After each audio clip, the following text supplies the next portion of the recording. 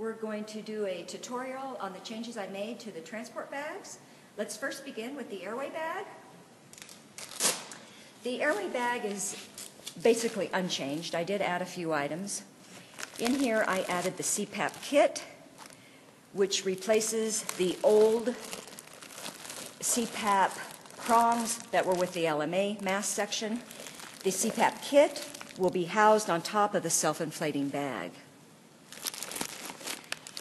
As I mentioned, I did remove the CPAP prongs. They were old and stiff, and it was found that they were not very useful, so I got rid of them, and I placed in this section the meconium aspirator. I felt it was appropriate to put a meconium aspirator in with the airway bag. This meconium aspirator was removed from one of the boxes that I deleted from the red bag. I also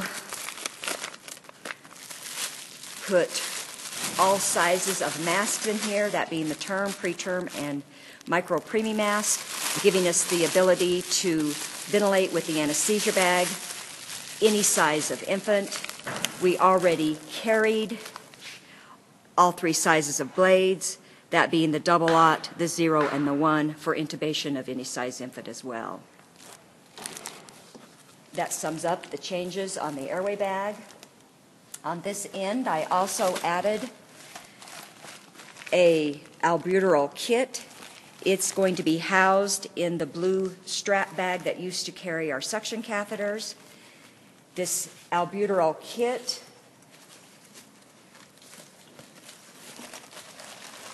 gives us the ability to do an albuterol neb on transport and or en route. It includes a neb mask, a nebulizer, a 2.5 milligram albuterol single dose, and a normal saline ampule.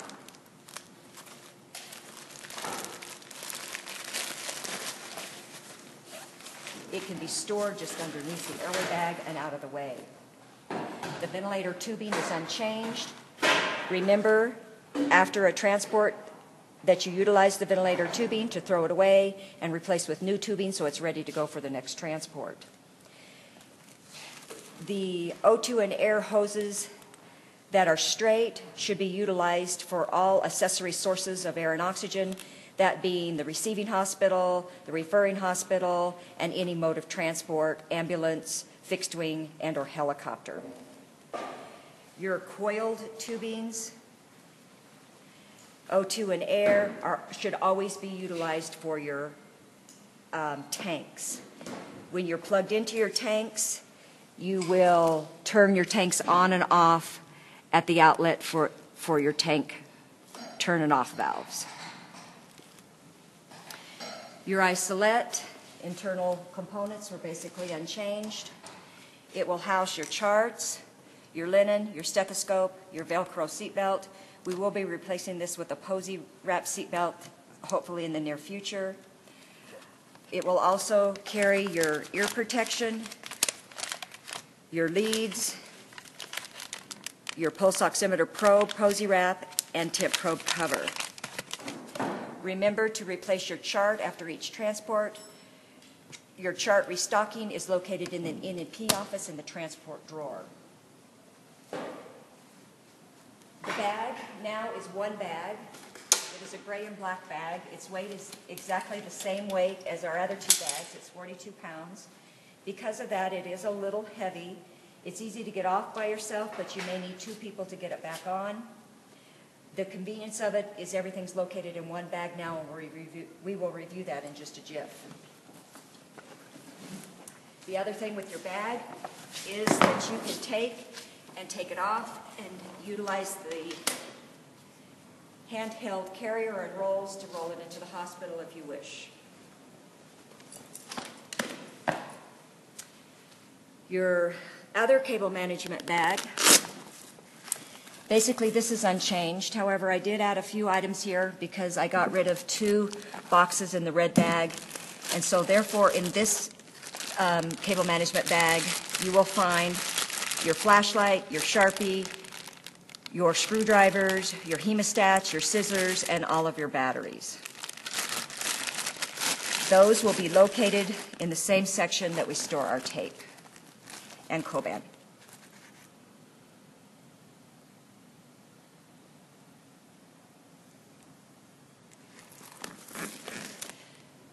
Now let's review our bag. The feature I like most about the bag is the secret compartment on the bottom. This compartment opens and allows us to store all of the items that we need out of the way. So we will carry our Porta-Worm with our Neo wrap. Remember to always keep your Porta-Worm in the box so it doesn't break. We'll carry our low flow O2 meter. We'll carry the connections for Delta, our other connections for all the other ambulances and referral hospitals, our O2 and air Kintrons. And as you can see, it's conveniently stored out of the way, but available for every transport.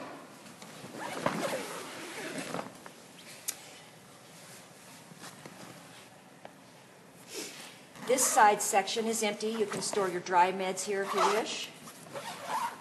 It's a nice area that we can store some extra items.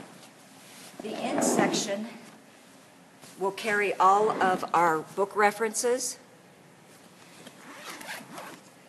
that being Harriet Lane, the LMA booklet, and then just for resource, a Neofax. This is computerized now, but this is just a good resource to keep on transport that's easily available.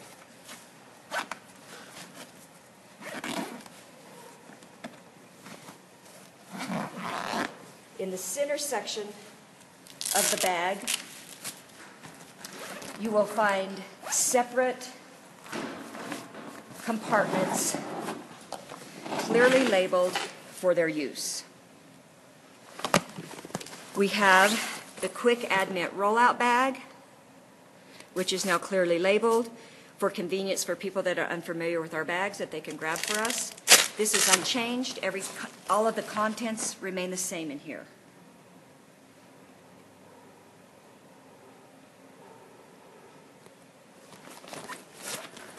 You have your syringe box, which is virtually the same, with the exception that when I was rearranging some of the items in the two boxes I got rid of, I added the two ABG syringes to this box.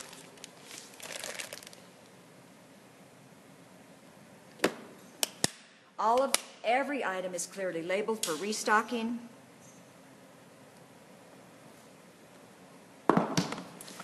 Your IV box, again, virtually unchanged, with the exception I took out some items that were replicated and I added the IO into this box.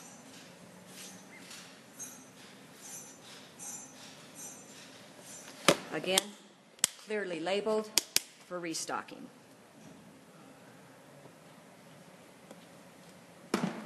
Your med box,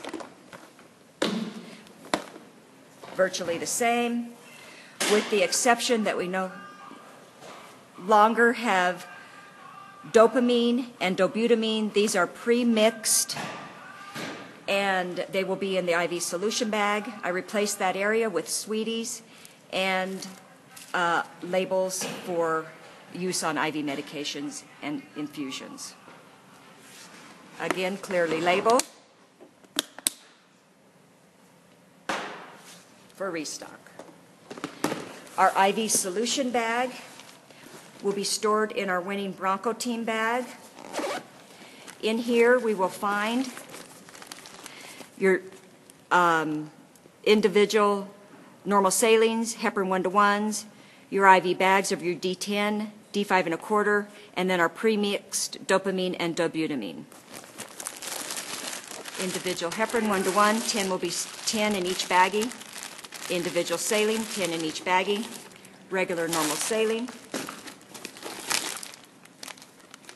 D5 1/4, 500 milliliters.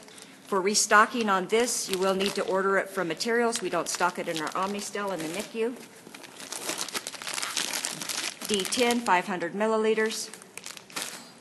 And our pre-mixed dopamine and dobutamine. Our smart pumps are programmed with these concentrations to allow easy administration, and carrying these pre-mixed bags will help alleviate errors in mixing our own on transport.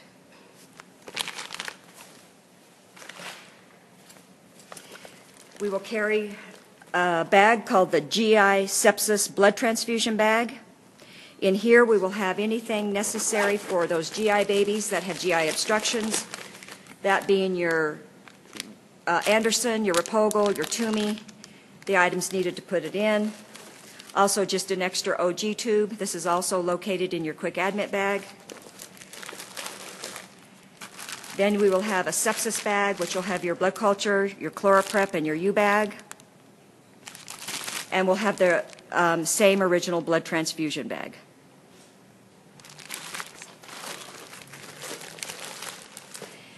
The chest tube bag is the same as it was in the other bag, but now it's going to be located in the main bag instead of the procedure bag.